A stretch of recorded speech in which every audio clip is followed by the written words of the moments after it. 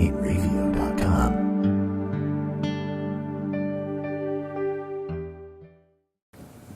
And welcome back Hello. to the weekly show. We are here today with Bill Jones from On a Flight Long Island. And not only is it On a Flight Long Island, but it's the whole United States. Honor Flight America. Well, you represent On a Flight Long Island, but it's bigger than that. It is. It's nationwide. There are 130 hubs around the country in 44 states, and On a Flight Long Island is just one of those 130 hubs from around the country. So yeah, it is nationwide, and it's touching a lot of lives. That's incredible. Yeah. 130. Wow. And it only started in 2000. In 2005 is when it started, because the World War II Memorial was dedicated in 2004. Right. Now, a lot of people always thought that there already was a World War II Memorial, but there wasn't. And you had the Korean Memorial and, of course, the Vietnam Memorial. You had Iwo Jima, which recognizes the Marine Corps, but not for World War II. And the story of how that got built is an incredible story by itself. But anyway, this gentleman by the name of Earl Morse from Ohio, Springfield, Ohio, was a retired captain, worked at a veterans hospital, and talked to a lot of World War II guys and said, are you going to go to see your memorial? And they would go, yeah. 6 months later, they would come back, and he would say, did you go? And they would all go, no. So he said, they're not going to go unless we take them. And he happened to be a private pilot, so he got his pilot group together. They got 6 aircraft, Cessnas, flew 12 guys down to Washington, and that was the beginning of Honor Flight. Wow. And now, as of this year, nationwide, we've taken over 180,000 World War II and Korean veterans to see their memorial in Washington. And here on Long Island, since 2007, when we first started the program here, we've taken over 1,300 World War II veterans to see their memorial. Wow. That's awesome. Now, you had mentioned that you came across them. You were working at Southampton Town. At the time, right. At the time, and that's where it kind of started, really, was there. Yes. They kind of helped, the town jumped right in there. Oh, the town of Southampton was awesome, because a gentleman by the name of Chris Kosick, who is the founder of Honor Flight here on Long Island, actually, he and his wife at the time got a flight together in October of 2007, put this whole thing together, a whole trip, flying down to Washington, motor coaches and all that kind of stuff. And that was the very first flight from Long Island. And then by a series of events, he and I hooked up.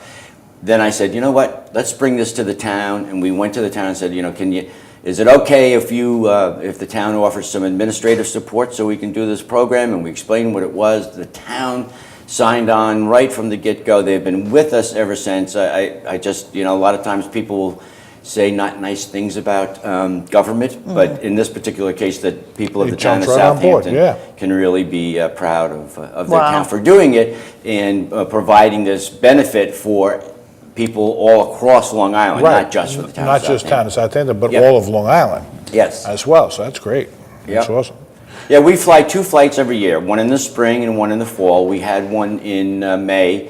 And our next flight is on Sunday, September 25th. We take 50 veterans on the trip and 50 guardians. Every veteran has a guardian who is there to help them, him or her, throughout the day and take care of all of their needs. So we all fly down together to BWI. We do a motor coach from there, 2 motor coaches into the World War II Memorial. We're down there for about 2 hours usually, and we have a group shot. Take this book, we have a group shot. I don't know if you can be seen. Actually, I think we may have that image for them to show. Yeah, that's just one of our groups, and as I was telling Chuck, the veterans fly free, and the guardians pay their own way for the privilege of escorting these American heroes to see their memorial. And I was telling Chuck as well, for a lot of the guardians, we say they catch honor flight fever, because I can tell you about the program, words cannot describe what an incredible day it is and how much we all get. They are living history. Yes. They are humble. They went to war. They came back and raised a family and went back to work and built our country, and never once running around saying, you know, how wonderful they were for doing what they did. And they are so appreciative of this opportunity to go down there and share memories. And we put this booklet that I just held up, for example, we asked them where and when you served. So all of the veterans on the flight have all written out their little biography. Did they serve in Europe? Did they serve in the Far East or stateside? And exactly what they did. And we have that so that on the chance that maybe a couple of guys would be in the same unit or that were on the flight that didn't know each other, or it's just really moving to read these stories and what they did and the medals that they won and the campaigns that they did. And this book is, you know, like 3 guys who landed at Normandy on D-Day. Wow. You know, I mean, they are living history. Yes. And The greatest generation, of course. they are. Yeah, they were. That's a proper phrase for what they did and what they accomplished. You know, we gave them a shovel and a bucket and said, go ahead, figure this out. And It was an amazing undertaking. phenomenal, Yeah. phenomenal what they were And doing. it was the thing, and the World War II memorial shows this in these bas reliefs, that the entire country was behind this effort. You know, it was all of the people who signed, the 16 million people who signed up to serve, and then the entire rest of the nation was in on it as well, doing, you know, with bond drives and rubber drives and Metal collecting. all that kind of stuff. Yep. Yeah. So, but an important part, of course, I do want to touch on is that we do have a website. It's honorflightlongisland.org. Guardian applications are there and veteran applications, and you can download those and mail into the address that's on the website. We still are looking for World War II veterans. There are quite a few left here on Long Island. It's one of the largest populations of World War II guys in the country. And so we seek them out. We'd really like to have them, if they happen to be listening or somebody knows of a veteran, a friend, neighbor, please sign them up for this program. It's something that they'll really enjoy. cherish and love. Right. Yeah. Now, you were saying that you're kind of moving on to some of the other conflicts as well. A number of the hubs around the country have already done that. Don't have they've already exhausted their World War II population, and they've moved on to Korea. Then some have already moved on to Vietnam and some of the other Gulf conflicts as well. Our plan here on Long Island is that once we finish our World War II guys, which we're thinking will happen, our September flight will be primarily World War II guys. Our spring flight, we think, is going to start to really be heavily Korean veterans. Although we'll continue to take World War II guys as long as they sign up. So Right, yeah. we want those World War II guys really very badly. And but yeah, we'll be moving on to Korea. We're going to do the Korean conflict next, and then after that we'll do Vietnam. Vietnam. Yeah. Man, you've been doing it for how long now? 9 years. 9 years. Yes. Yeah. Seems like it's just like that. But we have plus we have a reunion event that we just held at the Air Power Museum at Republic Airport on this past Saturday. About 2 months to 3 months after the flight, we gather everybody back for a mini reunion. We had, and we present them with a photo journal of the day, of their day, and we had over 300 people there. Wow. You know, they bring, and this, while some family members are guardians with their grandfather or their father or their mother or grandmother, if they don't have a family member, we'll supply a guardian. But my point is that this gives the larger family a chance to experience, because these guys come home so psyched about what they did during the day and everything that they saw. When they arrive at Baltimore Washington Airport and they walk off at the airport and the entire airport is standing there, there's military personnel from a number of the posts around Washington. They're all lined up there, clapping, Wow. shaking their hands, and then on the flip side, when we come home to Islip Airport on our last trip, on our May flight, we got back at 9:30 at night on a Saturday night. There were over 1,000 people Wow. at that airport. Girl Scouts, Boy Scouts, Hopwalk High School Choir. We had a pipe and drum band, and then just the word just says, the people that have been touched by this program would really surprise you how many people have been touched by it in one way or the other. And they just love that opportunity to come out and thank these heroes, the guys, men and women who saved the world from tyranny and preserved our freedom. I mean, they deserve it. And rightly so. I mean, it's, it's the least you can do for them.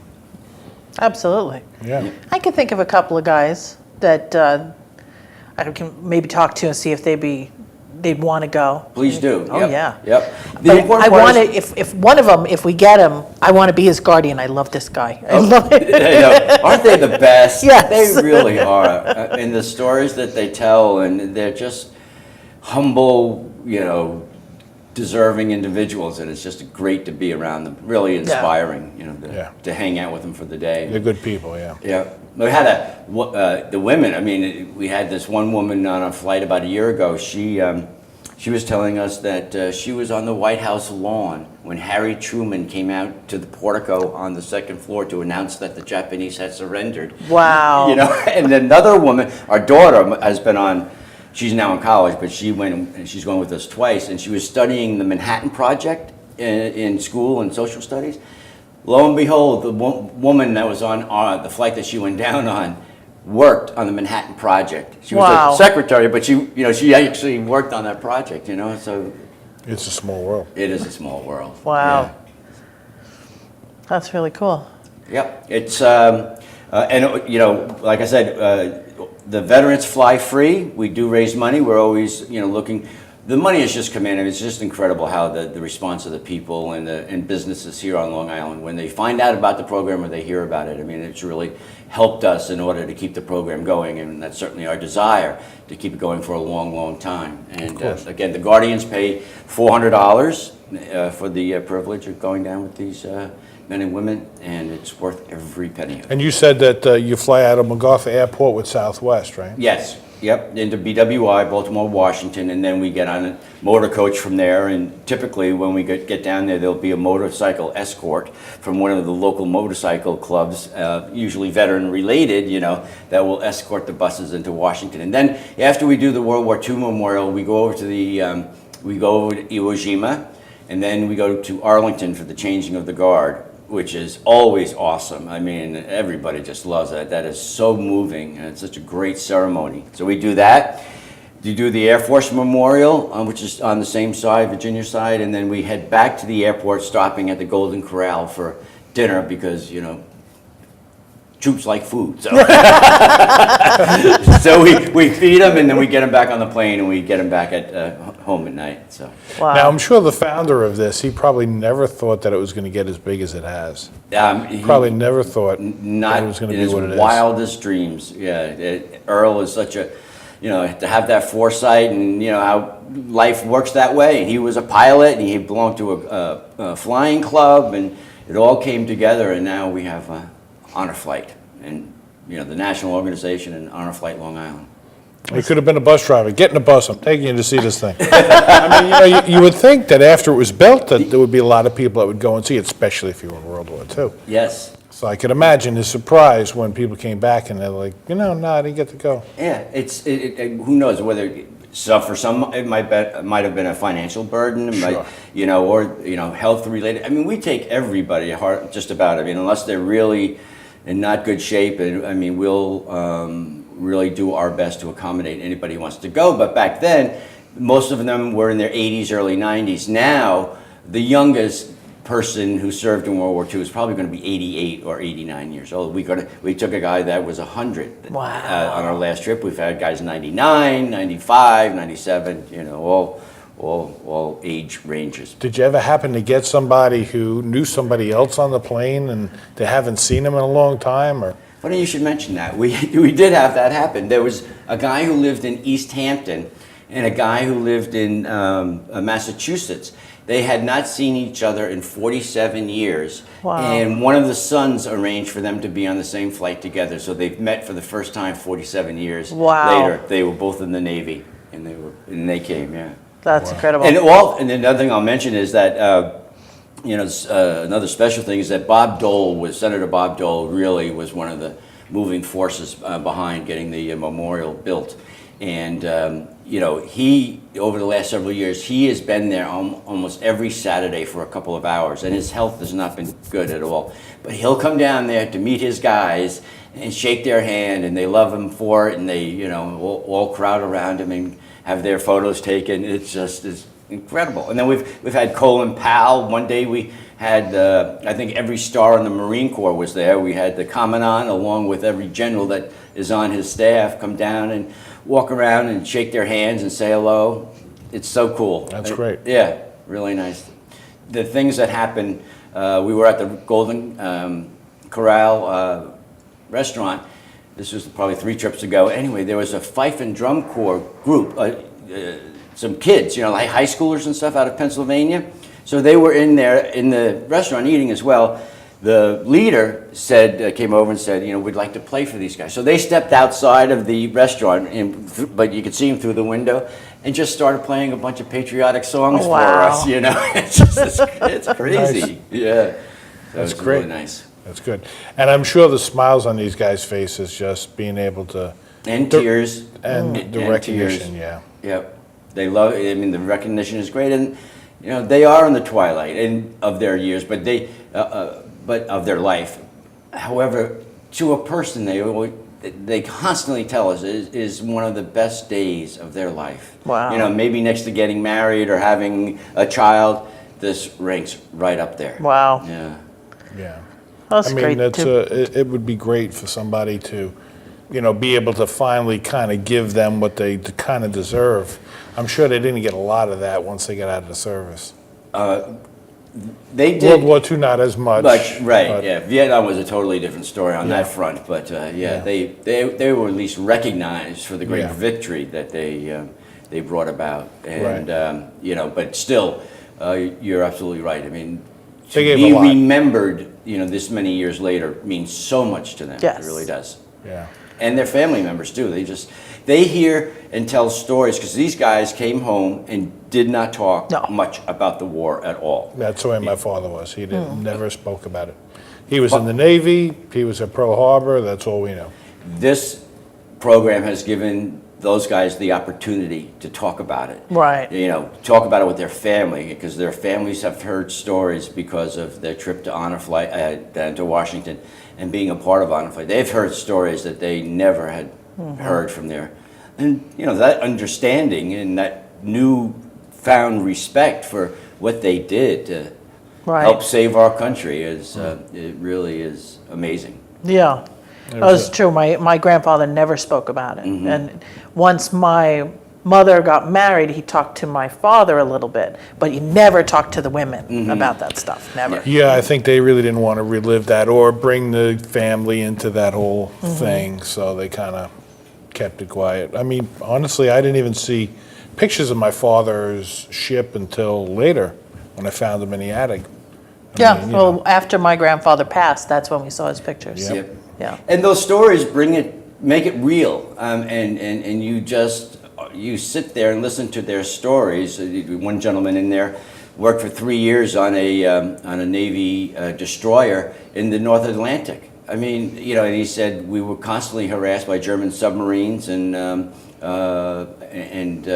all the other problems of trying to navigate in the North Sea area, and it makes it real. Yeah. I mean, you know, Yeah. and you hear the stories of the kamikazes coming in on the aircraft carriers and the other ships of the flotilla, and you know, you can talk about it or read about it, but when you're there listening to the guy that was right there and the fears that they had, but the job that they still ended up doing, yeah, it's good stuff. Yeah. Yeah, yeah. My father was on a destroyer too, and I remember him talking about the depth charges Yeah. and going after the German submarines. Yeah. Yep. So, and we've, you know, certainly had folks from all the different branches, you know, initially it was the Army Air Corps, later became the Air Force. Of course, we've had those guys, Marine Corps, Coast Guard, Army, Navy, Air Force, Army, Air Force. They've well represented in all those fields. And And the guys, amount of- even who worked some of the, cargo ships at the time were not classified as military, and then later on were recognized. Well, we had a lot of those Right. guys that did the transfer, supply ships. Sure, and supply stuff like ships. that. That's number one. Yeah. You gotta get the stuff. You got to get the troop food or they ain't going to fight for you. Got to feed them, got to Yeah. get them bullets. Yeah, That's a big thing. yeah. Yeah.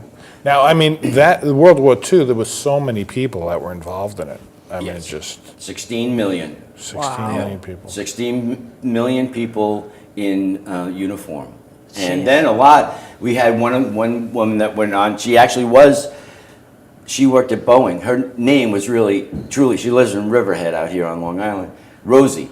She was really, truly a Rosie the River because she worked at the Boeing plant in Seattle, Washington, wow. building planes, and she was on one of our trips. And then we have had a number of other women that they used to they used to transport the planes out of Washington and the other places that the planes were manufactured, and they would send them, that they would fly them across country to wherever they were needed, Wow. going next. My mother was involved in something too, but she never talked about it. She was in uniform. Remember that? She had a couple of pictures in uniform. Oh, she told me she did something with the USO. USO, Yeah. the Waves or something like that. Waves or Wax or Well, Waves are Navy, Wax are Army, and right. USO is a great organization Right. as well. Yeah. Yeah, so we're looking for people here on Long Island, and if anybody is watching this program who is not from Long Island, please remember that there are 130 hubs around the country. So there's a place for you to. Go to honorflightlongisland.org is ours, but honorflight.org is the main. The main hub, and that'll take you to wherever you need. And they'll show you the hubs and where they are, and they can sign up with any one of the 130 hubs around the country and go. Well, Bill, I can't thank you enough for doing what you're doing Yeah. for the I vets. did find one picture that I wanted to bring up because it's just so cute, and I assume that there had to be some kind of Backstory. a backstory to this. Brittany, there's a picture of I'm going to call it two nurses. I'm going to say maybe if you can bring that one up for me. Hopefully, she knows the one I'm talking about. There it is. Oh yeah. What is that? It's so They're cute. No, they are reenactors who are at the World War II Memorial, along with the gentlemen in the aviation outfits there, and they are down there, and they just say hello to the guys and kiss them on the cheek and make them feel really, really good. And, yep. That is adorable. Isn't that great? Yes, I love great, it. It is. That's good. Yeah. Now, when you guys do your flight, it's not all the same time. Everybody flies different times, right? That across is the country. essentially correct, yes. However, on a particular Saturday, which seems to be the main day, you can get 5, 6, 7 different hubs there on the same day. And it all kind of works out. It's not bad, but we're flying on a Sunday in September, so there probably won't be that many other hubs going down. But it's all manageable, it's not, Yeah. we run into other hubs all the time and Yeah. get to say hello and chat and whatnot, so it's all That's good. great. Boy, Yeah. I can't thank you enough for coming in and talking about it. I know Glad to be here. it's a great organization, and I'm sure we're going to give you contact information there, so Absolutely. Wonderful. Yes. be all set. Thank you, Bill. Yeah, Thank you're welcome. you. Thank you. Inravio.com.